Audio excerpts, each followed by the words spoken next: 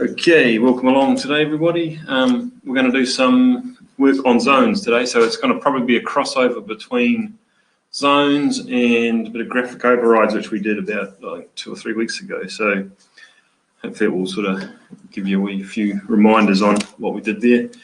And also some of what we want to do with the zones is trying to work out ways of showing us what parts of the model might not be resolved yet so easily and quickly with using colours and things like that.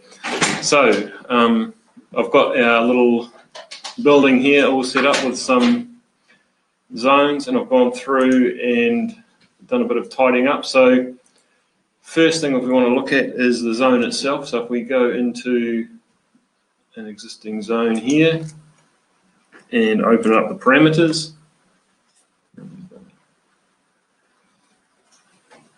you can see we've got a lot of information here that we can put in about our zone. So we can choose a category, which in a project that we'll have probably more options than this, but there's some basics there. So we can give it a name and a number, and also if we start generating our zones from the start and work in a sequence, the number will always automatically increase by 1, so you don't have to change the number every time. We can link our zone to a story, so if it's like just a single story zone and we want them all to be like it's a standard floor with a concrete floor above it, we can link them to the story above. Or if it's say like an atrium or something, we could link it to 2 or 3 stories above itself. We've only got 2 stories here, so we've only got those 2 choices. We can enter a sub-floor thickness for the zone to take that into account, and the zone height itself if we haven't linked it to a story. And then we can tell it, which is pretty important, which is its home story, so it doesn't disappear on us. What else? And then we've got the methods of making a zone. So we can make a zone sort of like a fill, I guess, in that we can just do a freeform zone like we do. So if we haven't got walls or anything, we're just working on programming at the start, we can do it that way. So we can choose that one there.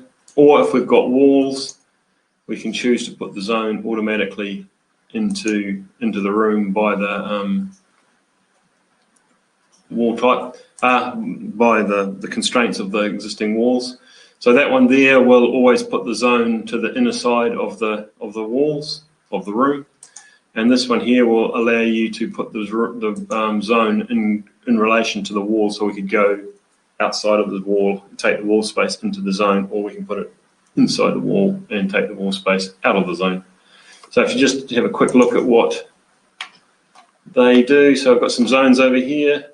So if we go to the first method, basically we would, hold on, where's he gone? Zones. So we go to the first method, and we would just basically have to run around our room and then click to where we want to put our label.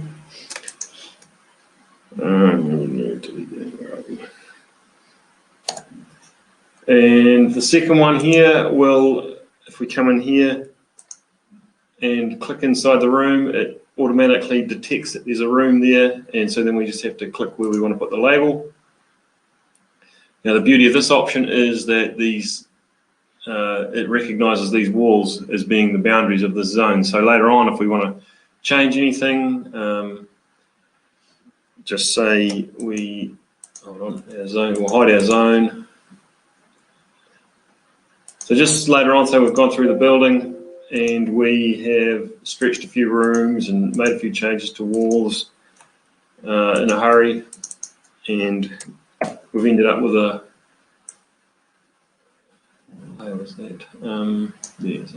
ended up with a bigger room now. We can then come up into here, design, and update zones, and update all zones. Don't make a fool of me. Yeah, there we go. And it'll go through and it'll work out all the zones that have now been not lined up with their walls and put them all back in nice, tidy order. So you don't have to go through and manually move all the points. Can you attach the zone if you've done it manually? Yeah. Can you attach it to certain one? Later after, you see like the same happening. Okay, well, we'll go and we'll try that. So basically, let's just say this is our zone. We'll delete that. This is our room, and we've put our zone in. So just say we've got our zone. Sorry. So again, we'll go back to here. So we've put a zone at one stage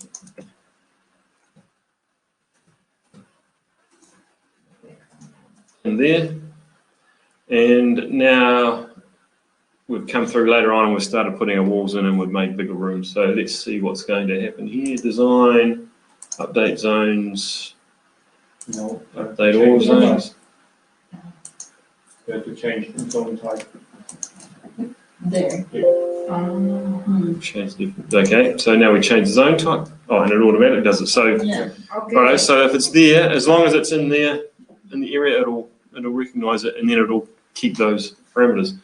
So we've got that one, and then delete that, and then if we go to this one here, again we click into the zone, and it automatically detects our zone, and then we can change that, I think, to gross, and it should stretch to the outside of the wall as well. So we can switch that around as we need it as we choose. Another thing when placing zones is that the walls actually have to meet. So in this little example here, I've got, say, four columns, and I've got the walls going in between the columns because we didn't want to take the walls through. But if I go like this, it's bringing me up that it can't find a polygon, and it's basically chosen at random that wall there is the only place that it found a polygon. So if you've got columns, we need to take the wall, because again we'll show you up here. That one works because I've taken this wall here right through to the corners, but this one here won't work because these ones don't line up. So it's gone and looked for, well, the next space that it can find, yeah. So it's very important to remember that if we're going to be using zones, that we want our walls to match up. So that means taking them through the columns. There's ways to tell the columns kind of to overrun the walls, even though the walls would... But it still doesn't work. We've tried it. Okay. Yeah, so you need to overrun if you want the column to show, you need to use those commands to override and show the column. But the actual geometry doesn't work for some reason. But yeah, hopefully they'll fix that one day. So if the walls go to like join inside the column, does the column still like fuck it up? No, the column won't. It'll still work. So yeah, as long as the walls are touching, it'll work. So yeah, so you got to take the walls through the columns if you want to use your zones smartly. Okay, so we'll go back into our zones and show what we can do with our zone.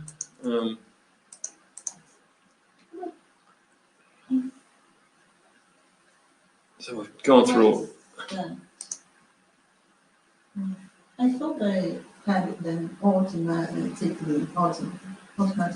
updating here, and we have columns, and I think they did consider the column. Maybe like some setting somewhere. There's a whole lot of column settings in the columns and in the zones and in the properties to tell it how to work with columns, but it's more to do with the area itself rather than creating the space. We move on then to just the information in our zone stamp. This is where it gets really tricky because there's so much information that we can show in our zone, depending on scales and all sorts of things.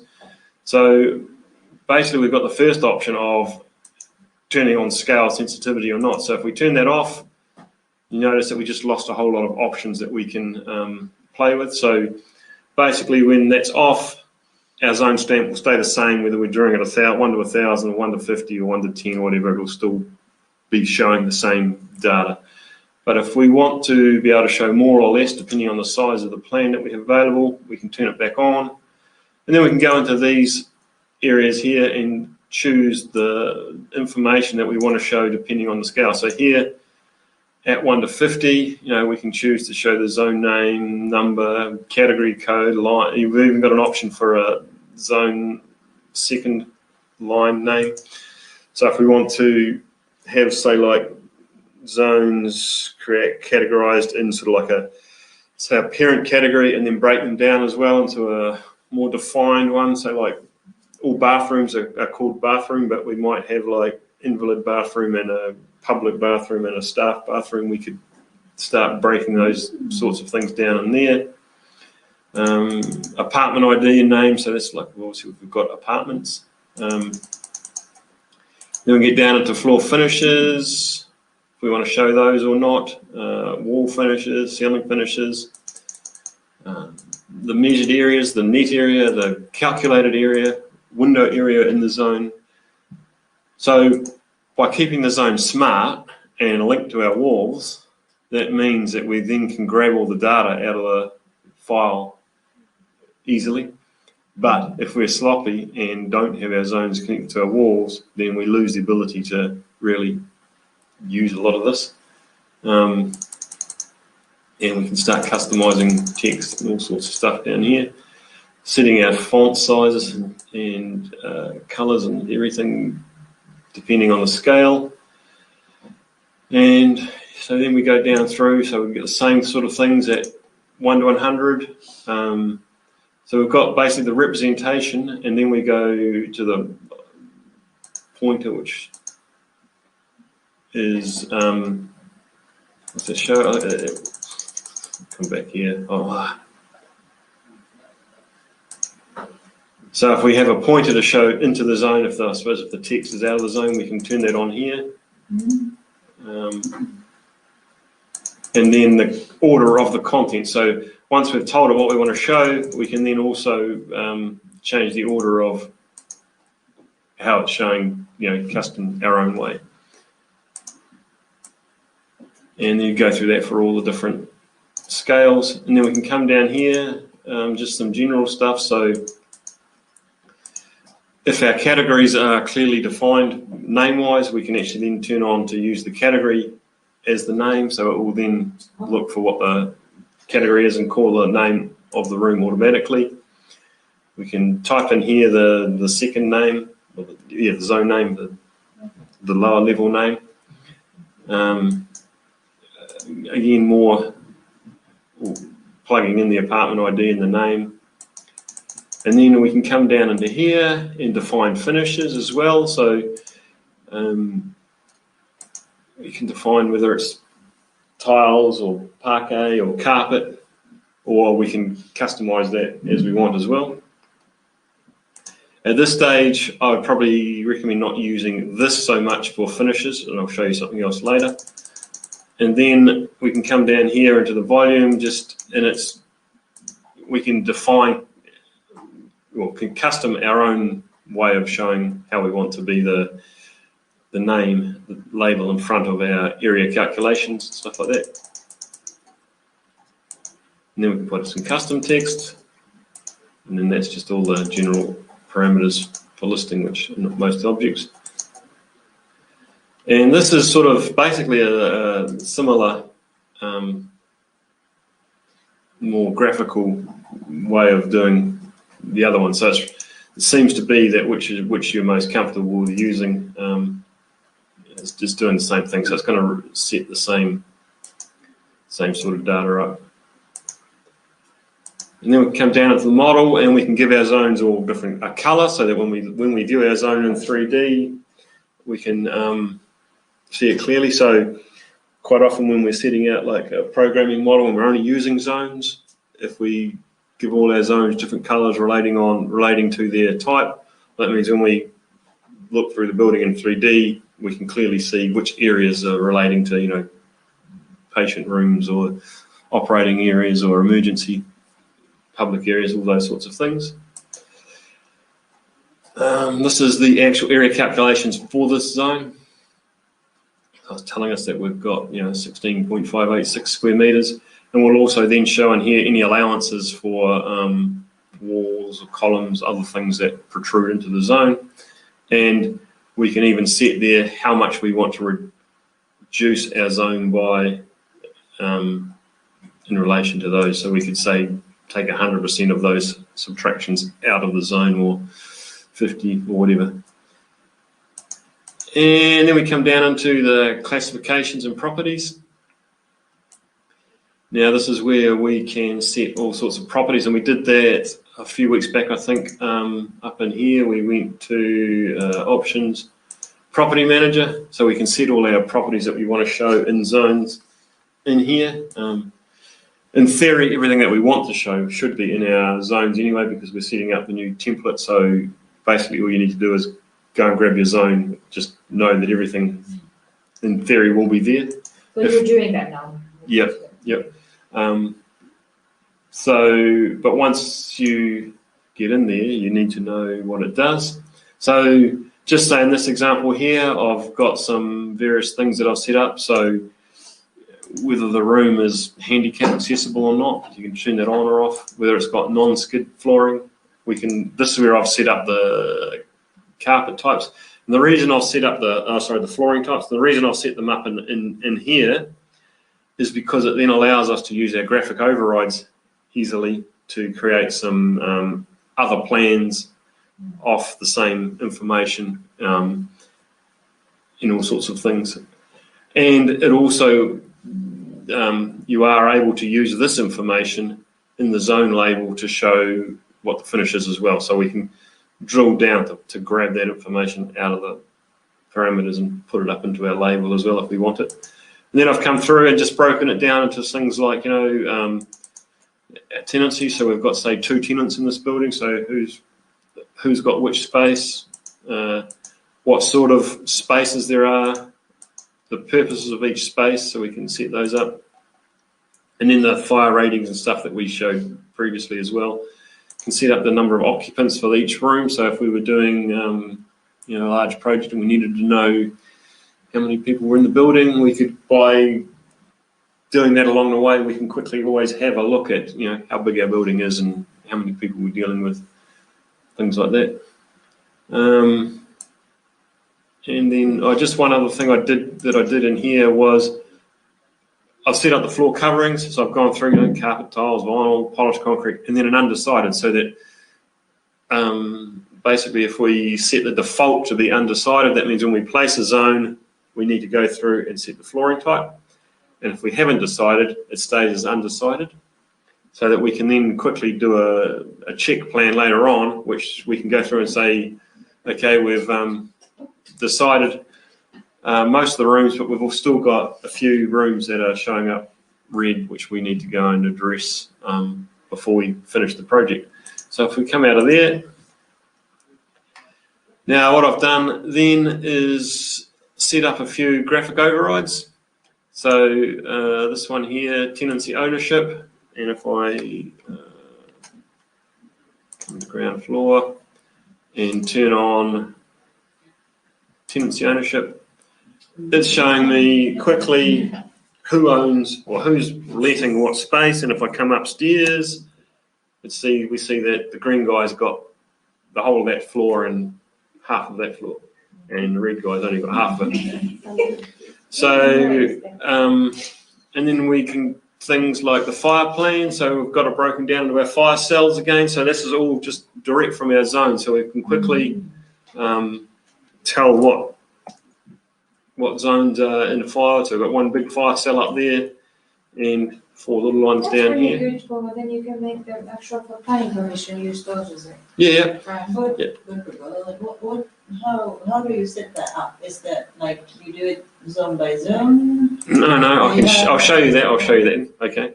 But and then again, here's the floor covering. So you notice how some of the information is switching across zones. So some zones which are separated before, like if we go, see the red and the blue there. Mm-hmm. So if I go back to that one there, fire plan, at the moment they're green. So those zones have got are exactly the same zones, they've got exactly the same information, but we can show all sorts of information linked to those depending on the project. So if it's apartments, we can then show, they're in apartment 1, apartment 2, apartment 3, it's in this fire cell 1, 2, and 3 of that, or it's, the type of ownership, all those sorts of things.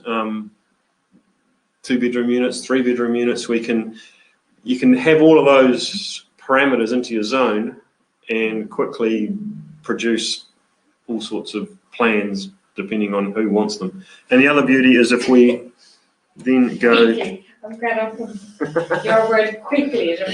The thing is, though, a lot of these things will be set up so that all you have to do is just know how to use them rather than know how to make them. For example, if there's a lot of housing projects, once you just set up those, like... Yeah, no, that's right. We'll get there with those. Yeah. So now what we're going to do now is just, we can go into 3D now and see what happens. So now I've basically made all my walls and roofs and slabs invisible, and just looking at this building in 3D. So this is the room access. So this is what spaces are private and which ones are public. So we can quickly see there, okay, yep, cool. Fire plan. We can quickly see our fire separate, or our fire areas, separate fire areas. What was that other one I had? Tenancy ownership. So now we can see, who owns or who's renting what part of the building. So imagine on a big hospital project or a big apartment, it's quick and easy to fly through the building, and we can get some ideas of, what spaces are what. What did you want to know? How to do it? Just a minor. So that's again, we went through this. You might not have been in this one, but we went through and showed how to set up these overrides.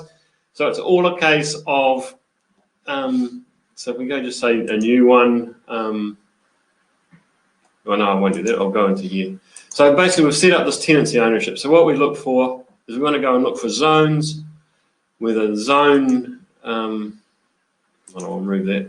And then if we go looking for it, so the properties, and it was down here in zones, and the tenant.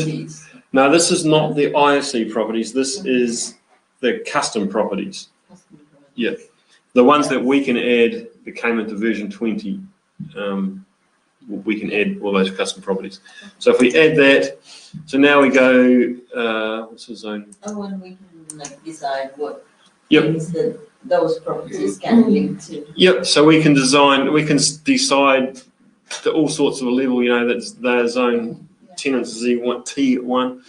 Again, we could, like if it was a hospital and we were lots of different types of zones. We could then start even drilling this down into more, picking specific types of things with, rooms for one people with Aristus. No, isn't Aristus better? Aristus. Sulcul, the isolation rooms.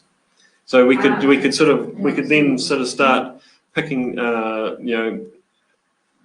those zones with this type of parameter plus something else or something else. So if we wanted to do a more general plan, so it's all just in the parameter setting or the graphic override settings. And have you been using this actively in Silva?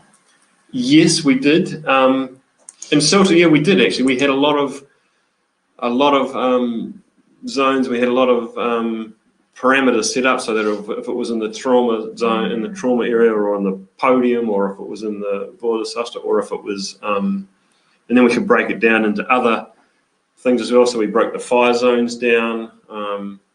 So we were quickly able to, bring up this data. So like if we go back to that flooring plan here, floor coverings plan, you'll see that, we've got some grey stuff there and some black stuff and this red stuff. Now that red stuff was the stuff that I I said was undecided. So we don't know what we're putting in that room. So we can quickly go, righto, we've got some red ones there. What are we going to put in that room? And go in there and put the information in, and we know it's resolved. So by a combination of smart use of our zones and our graphic overrides, we're able to then start, throwing out information that helps us make decisions or helps us know where we're at in the decision-making process.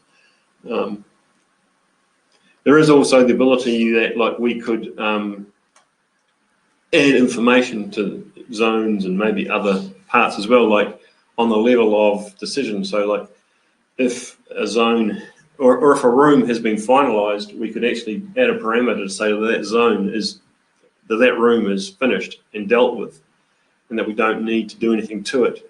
And then the zones the rooms that we haven't finalised, we could still have another colour so that you clearly see that, okay, we've got work to do on these rooms, and we know where they are easily, and no room escapes, basically, that tucked away in the corner of the building that we keep going past. So pretty much that is zones for today, and so hopefully you've learned a little bit, and we can help you make some smart little plans with our zones. So thank you all, and catch you next week. Cheers. Bye. Thanks. Goodbye.